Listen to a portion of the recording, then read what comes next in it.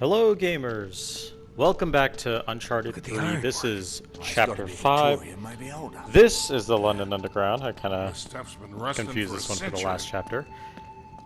Anyway,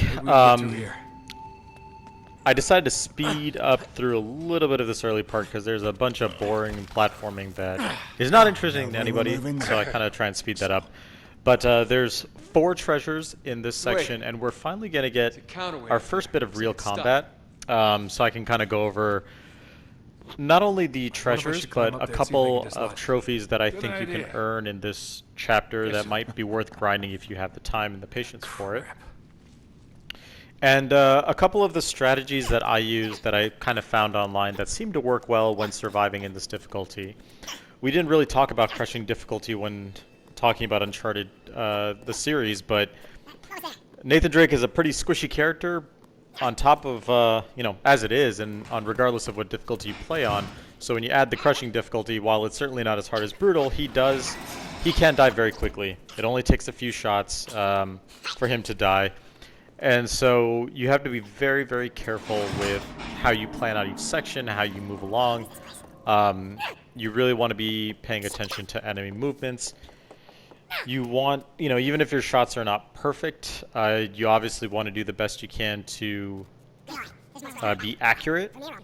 No, you don't have to hit headshots every time, because lining up your shot to hit a headshot might be more risky than just hitting a couple body shots and taking the enemies out. There's really no instance that I can think of when I played the first 2 Uncharted games where I ran out of ammo. So definitely, you know, if you need to aim for the body, if that's the better shot, take the better shot that you have. In any instance that I can go through an area stealthy, I will try and do my best with that. Obviously, the more enemies you can take out without having to get into a gunfight, the better off you can be. So I'll try and do that. Like I said, I'm not perfect at this, and you know, by no means am I an expert level master at Uncharted, the Uncharted series. So, but I do the best that I can. Jesus, just when you think things can't get any weirder. Shh, get back. Take them out quietly. One of the other things that I think about with this game when I reflect on how the remaster is compared with my original memory of it, and this may be a function of how Bluepoint, who is the developer who did the remaster for this game, Naughty Dog is the developer who made the original Uncharted series, and obviously went on to do Last of Us, Uncharted 4. They're going to be coming out with Last of Us 2 very soon.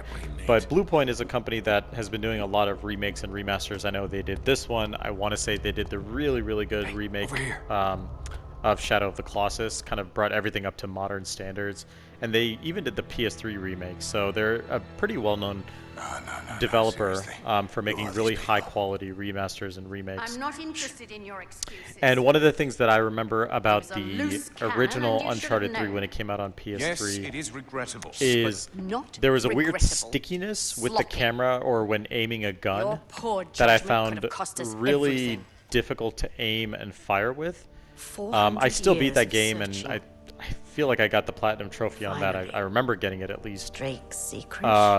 But when I played Uncharted 3, the remaster right now, I've noticed that the aiming has been smoothened out. It feels a lot smoother and much more similar to Uncharted 2 and Uncharted 1 as well. So that was definitely a nice thing. It certainly helps when you're talking about fighting enemies and everything. That's not possible. I verified it myself.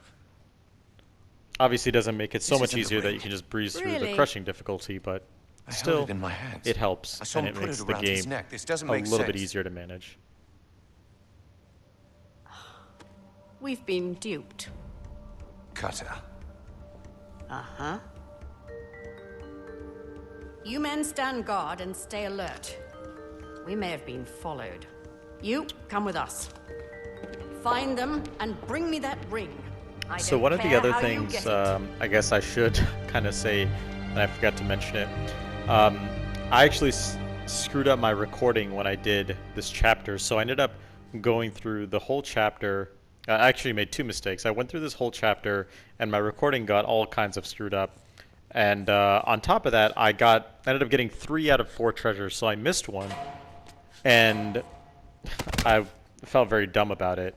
And so I decided to just replay this chapter again And you're going to see me pointing out where the treasures are, but you won't see the treasures there, obviously, because I already got them. So I'll still go and show you where they are. But I do apologize for not kind of hitting that nice, or kind of having to do it all over again. But like I said, I'll still show you where they are. It was just kind of a mess up on my part. But that's okay, because at the same time, I was able to get a little bit more consistent video quality and video clips out of it. Ugh.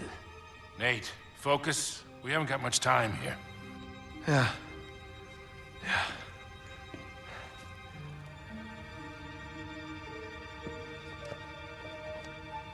What are you... My God, do you know what this is? It's a book, mate. There's a lot of them in here. It's a library. It's not just any book, wise ass. Belonged to T.E. Lawrence. You know, Lawrence of Arabia. Yes, I know who he is. This was mailed from Dorset on the day of his motorcycle accident. May 13th, 1935. They must have killed him once they got their hands on it. They? Yeah, they, them, whoever these people are. Oh, what a lot of rubbish. It was an accident. Witnesses saw a black car run him off the road. Guys. Oh, what? So it was like a big cover-up? Maybe? Nate. What? That thing that you have been waiting 20 years for? Right.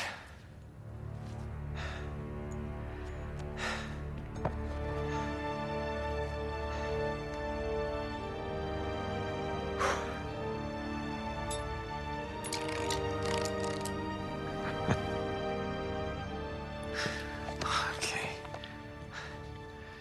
Here we go. L O H D N. Huh. What is it? It's long hidden. What? Shush. No shit, long hidden. Are you kidding me? No offense, mate, but your ancestor was a right arsehole. Just shut up. It's an anagram. Golden Hind. The Golden Hind. Drake's ship. Yes. It's a clue. It's gotta be something hidden in this room. All right, spread out. See what you can find.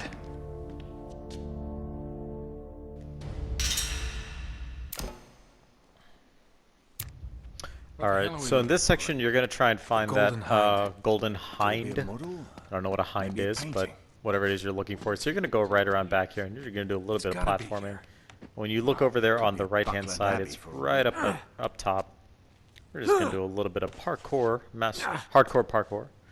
And go ahead and pick that up.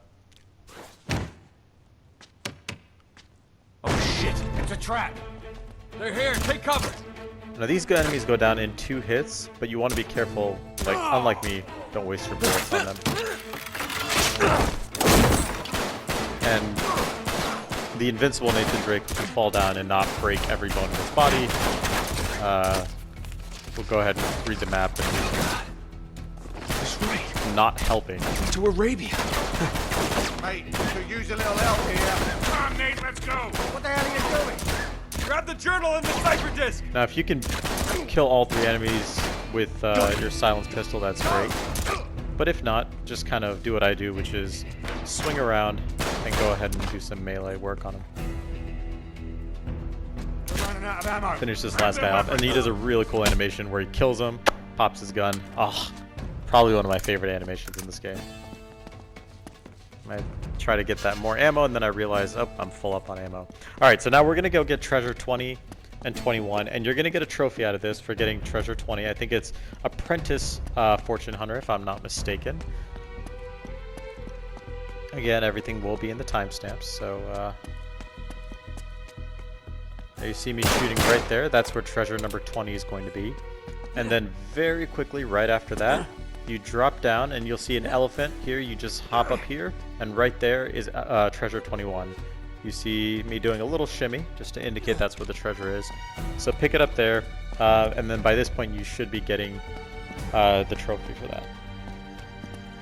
Now here's the thing I talked about when I say one of my strategies for surviving the crushing difficulty, while the game certainly incentivizes you to stick behind cover, in order to shoot enemies, obviously you have to get out of cover, and that makes you exposed.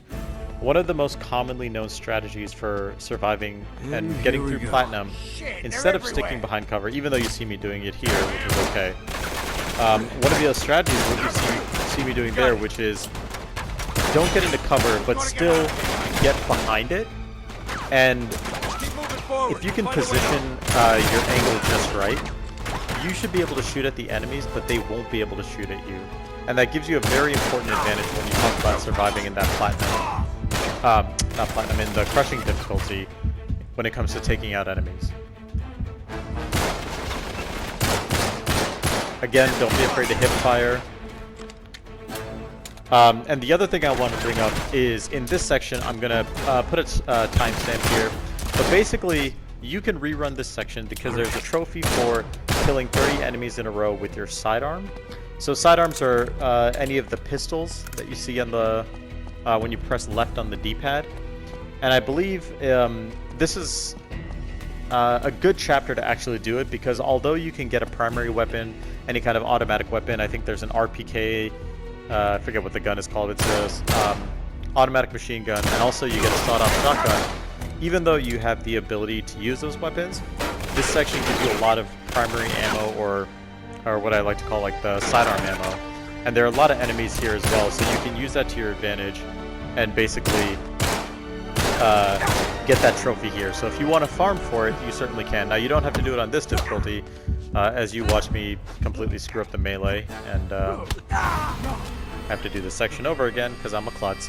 But basically, if you don't want to do this section, or if you don't want to farm for this trophy on crushing, you can always come back to it on easy and go ahead and just farm this section here and get your 30 kills. So I'll put that in the timestamp below for just as a farming spot in case you want to reference that.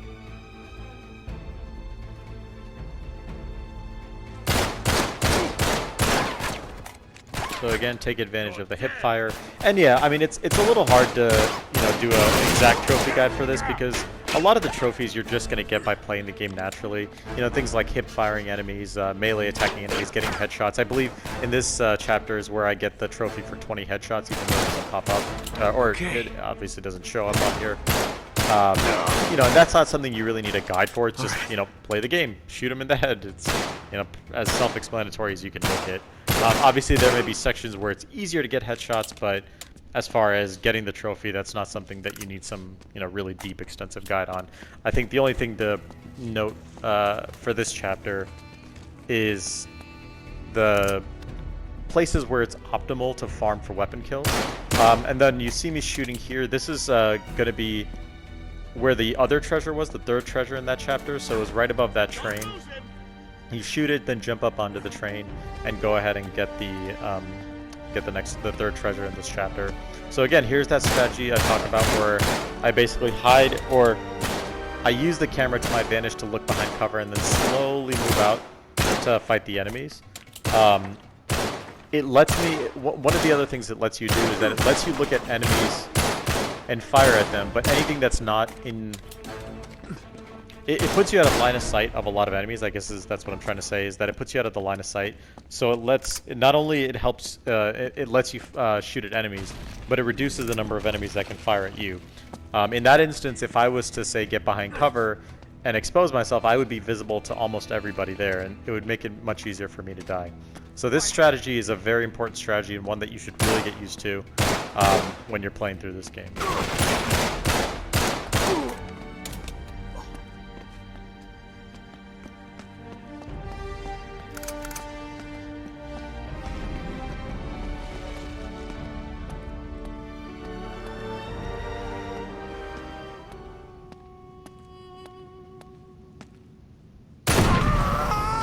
So in this section, you'll see some exploding barrels, and if you're smart about this, you can actually defeat these enemies with just 3 well-placed shots. The third enemy is a little bit harder to kill, or I would say harder to kill. Even if you shoot the barrel, you still have to kind of finish them off. You see me picking up the shotgun, even though I obviously don't go for it. But yeah, definitely if you see those exploding barrels, take advantage of them. Wait for enemies to get behind it. Another very important strategy. So again, in this section, even though enemies are coming up, try and go as far forward as you can, so you can get as close as you can, just to make it a little bit easier on yourself.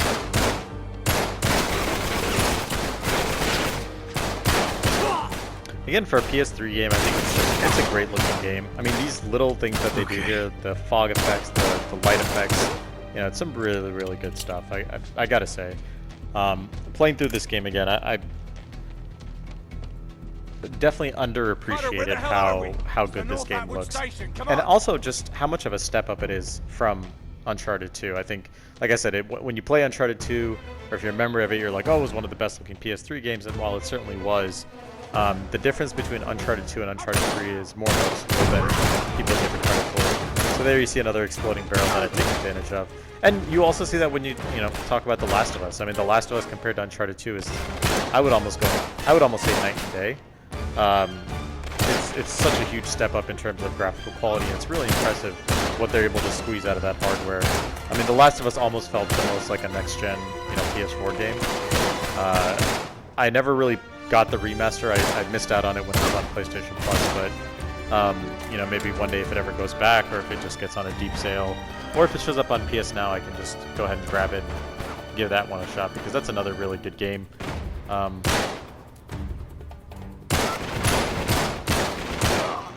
feel like my memory of that also is a little bit muddled, and I probably felt differently about it then compared to now if I played it now. So here's the last treasure in this level.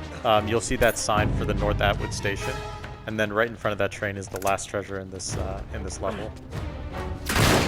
So you'll be very careful of this enemy. He's got a sawed-off shotgun. You want to stay behind cover and do some hip fire, which is what I did, because I think he can one-shot you. I never really risked it to find out. Can you read me? Come and have the old North Atwood Station. No time to explain. We got company. This is a slightly tricky area, or section, because you have to go up and kill those guys before they kill you, so just be aware of that, since there is no cover to hide behind.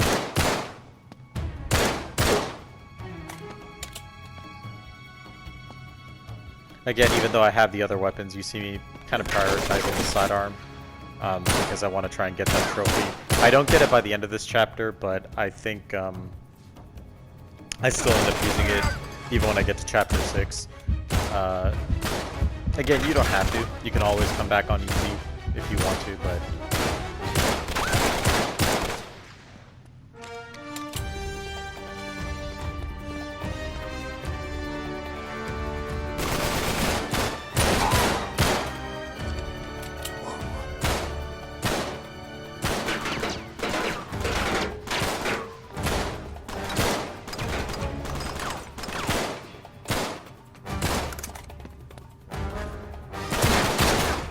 see me almost dying here. This is definitely one of those things where if this was on brutal difficulty, I think I would have died by now.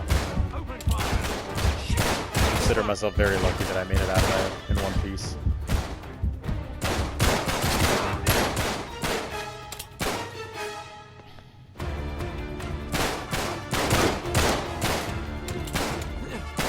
This is what I need.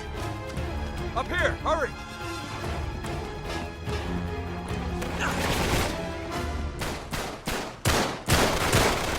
Now you don't have to finish up these guys, you can just run through it, but try to get the extra kills again just to get myself a little closer to that sidearm trophy.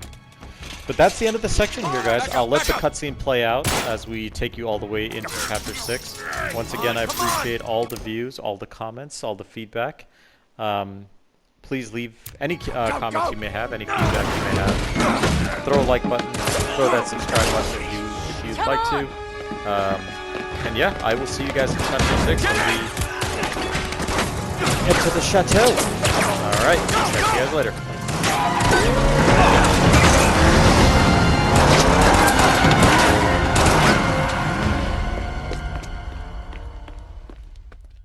So then the guy says, well, you better tickle mine too, because now I gotta catch the goddamn thing.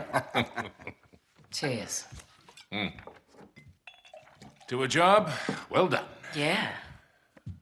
Are you going to join us, darling? Yeah.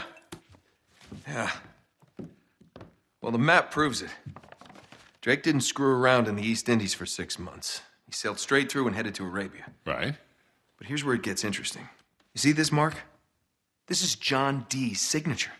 Who the hell's John Dee? John Dee, one of Queen Elizabeth's closest advisors. Everybody knows that. Yeah, he was a great mathematician and navigator. Okay, way ahead of his time. He's probably the one who invented that. Seriously into the occult. I mean, like a really creepy dark See, way. he signed all his letters to the Queen with this symbol, meaning he was her eyes. The original 007, you see, look, 007. Not really that relevant. So it was John Dee who sent Drake to Arabia. Yeah, it looks that way. Dee and Elizabeth. And Walsingham. Great, but what for? Well, that's the million-dollar question, isn't it? And this is where T.E. Lawrence comes in. See, before Lawrence became Lawrence of Arabia, Great film. he was an archaeologist. And even when he was just a kid, he was obsessed with history, everything to do with knights and the Crusades. And he traveled all over, documenting every Crusader site he could find. It's all in here. All right, you've lost me completely, kid. What the hell has this got to do with Drake? I'm getting to that. See, after the war, Lawrence said that if he were ever to go back to Arabia, it would be to search for this place he called the Atlantis of the Sands. Now, the legend crops up over and over again under different names. Ubar, Aram of the Pillars, the City of Brass. But the story is always the same. Oh, city of immeasurable wealth, destroyed by God for its arrogance, swallowed forever in the sands of the Rub al Khali Desert. Right here. Well, I like the immeasurable wealth part anyway. And you think this is what Elizabeth and Dee sent Drake after? Oh, yeah. And more importantly, it's what Marlowe is after. So, wait, if Drake was on a mission from the Queen to find this place, why all the secrecy? I mean, it looks like he went to a lot of trouble to hide whatever he found, even from Her Majesty. I don't know. Oh, I'm sorry, what was that? No, hang on a second. Because if you recall, the last time we went halfway around the world searching for a lost city, things got more than a little dicey. Yeah, but this time we have the upper hand. I mean, look, Drake only had half the clues. Lawrence only had half. We have both. And Marlowe has nothing. Small problem. The Rub al Khali Desert, 600 miles across. The Bedouin go around the damn thing. And even if we knew where it was, which we don't, we would die trying to find Just it. hold on. You see these symbols here? Yeah? Looks like Sabaean Sabaean script. script. Right. Look, the Crusaders were searching for the same lost city 1,000 years ago. But out of all the sites Lawrence documented, only 2 are marked with these symbols. One in Syria, the other in France. Oh. No, you 2 are going to Syria. We're heading to France. Look, we track down these clues. We find Lawrence's lost city. I'm sure of it. Well, and then what? How are we going to get across 600 miles of impassable wasteland? It's in the middle of the desert. So technically, it'd be about 300 miles. Look, I don't know. We'll figure it out. We burn that bridge when we get to it, eh? Exactly. What do you say?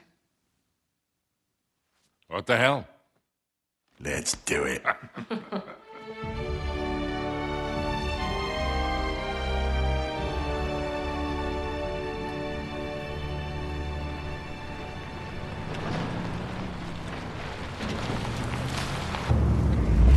End of the line, I guess. Don't. Looks like we're going the rest of the way on foot. What? Leave it to you to find a friggin' jungle in the middle of France. Well, we're definitely headed in the right direction. Chateau should be this way. Not too far. Come on. Yeah. Not too